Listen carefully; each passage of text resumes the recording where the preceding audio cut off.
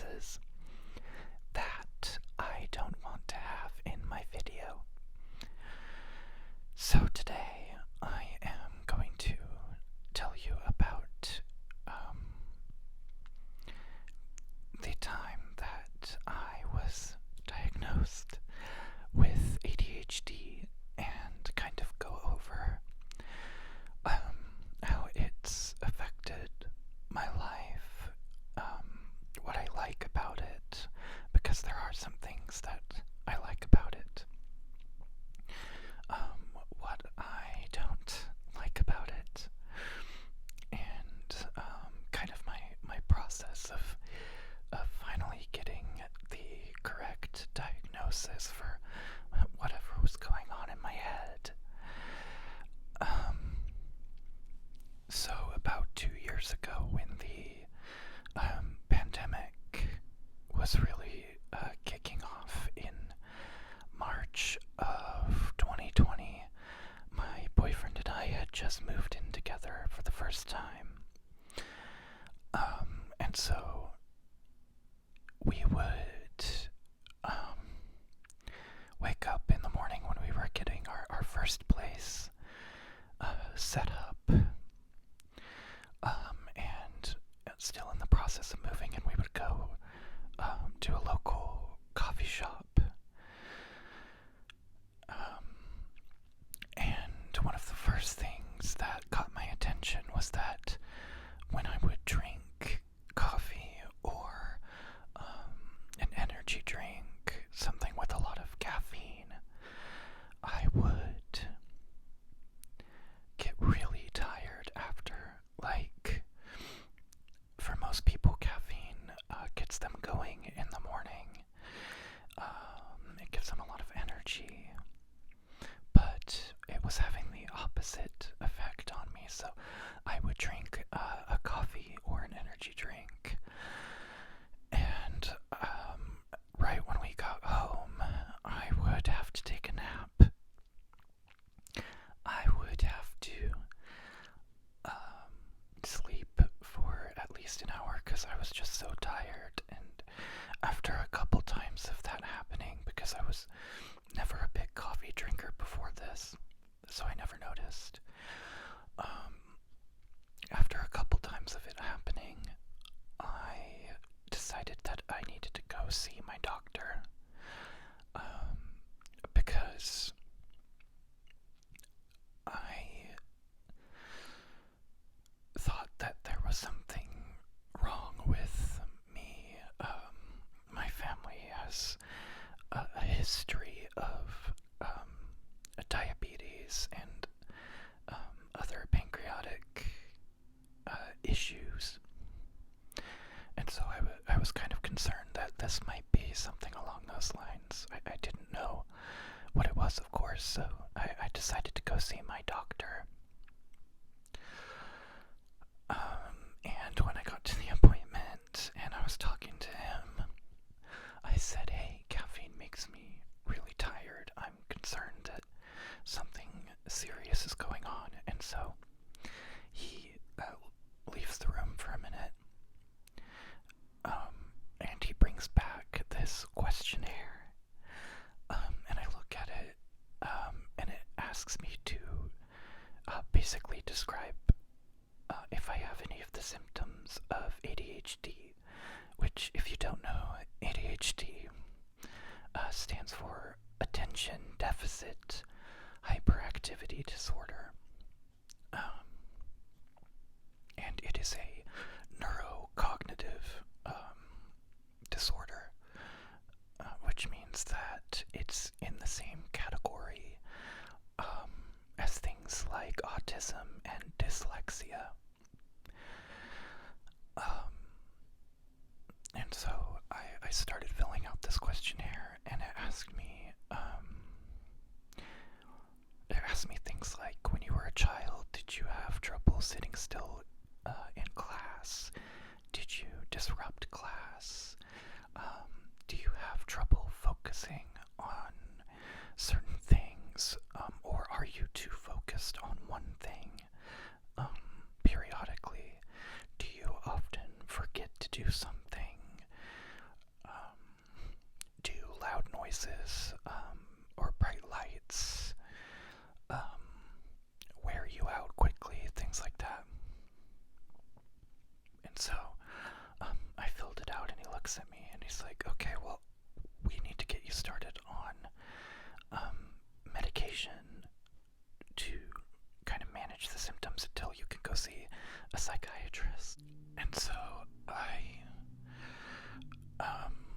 was prescribed Wellbutrin, which is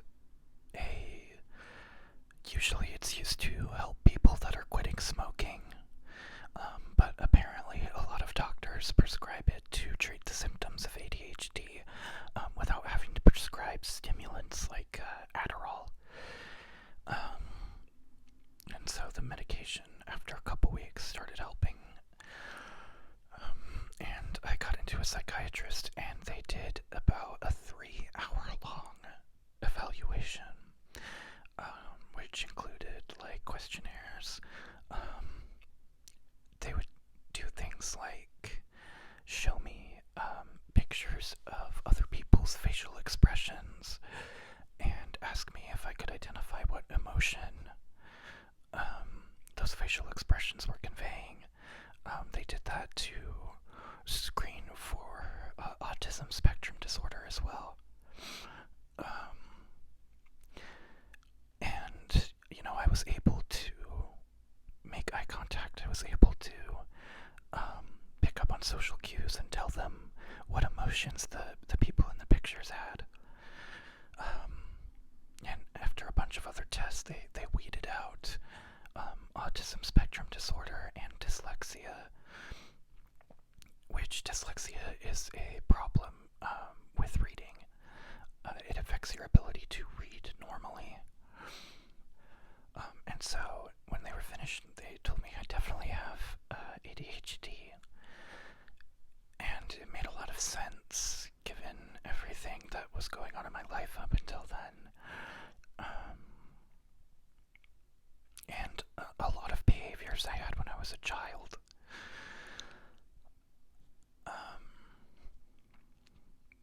So, if I were to describe ADHD and how it feels,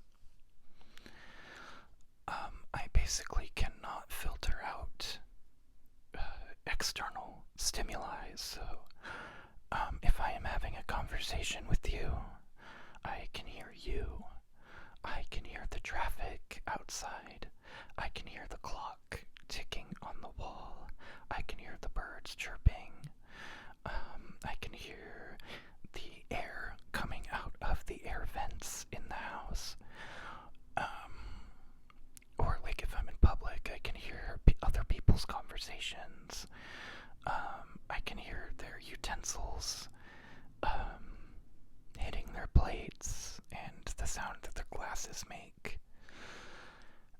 And all of that is at full volume. I can hear it all equally. I know in neurotypical people, which means neurotypical means that your brain behaves in a way that we consider to be normal. If a neurotypical person is having a conversation, they can focus on what the person is saying. They can tune out the background noise. They might still be able to pick up on it, but it's not all coming at them at the same level like it is with me. And so when I am in public, I have to listen to music or ASMR or a YouTube video or a podcast when I'm grocery shopping, for instance, because if I'm not, I am going to get overwhelmed. I'm going to get overstimulated, and it's going to put me in a really bad mood. Because the lights, the sounds, I can't filter them out without having something to focus on. Which that happens to autistic people as well. In fact, when I was younger, they thought I might because ADHD and autism have a lot of overlapping symptoms. Of course, there are things that are a lot different between them, but it's kind of hard to tell at a young age. Like, when I was younger, I couldn't make eye contact easily, not because it gave me like sensory issues or because I felt really uncomfortable with it, but just because I get so distracted easily that I couldn't focus on a person. And so, it's sometimes it's a lot, but I feel like, and all of this is from my personal experience. Of course, every neurodivergent person is different, but I feel like it makes me more creative than other people, because I'm having so many thoughts at once that sometimes a really cool one will pop up and I'll kind of save it for later. I can hyper focus on things that interest me, which means I can get really in depth on topics that I'm interested in, and I can have really like deep and meaningful conversations with other people that share those interests. At the same time, sometimes it's difficult. I was bullied a lot when I was a child, because my brain worked differently than other people's. I was talked to like when I got to middle school, I was like 12 or 13, and I got talked to like I was 5, and which is why I don't disclose this to a lot of people that I'm meeting for the first time, because I'm afraid that once I tell them, they're not going to talk to me like an adult human being. But, I've just learned to accept that this is the way my brain works, and that there are really good things about it, and there are also really bad things, and I have to try my best to find a good middle ground between them. But yeah, that was my story time. I hope you guys enjoyed it. If you have any questions, as long as you're being respectful, you can always ask me. Until next time.